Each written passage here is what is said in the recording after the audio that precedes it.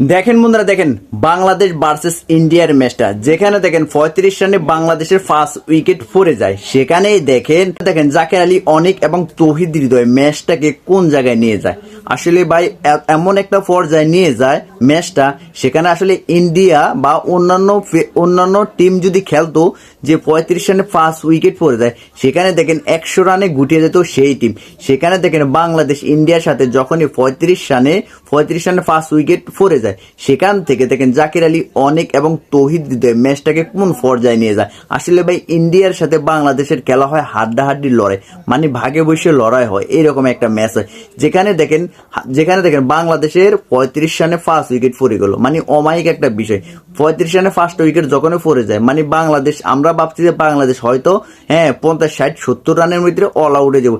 সেখানে দেখেন 37 ওভার শেষে 143 রান করো এই জুটি। আসলে ভাই অসাধারণ ইনিংস খেলে। সেখানে দেখেন বাংলাদেশ টিম ইন্ডিয়ার সাথে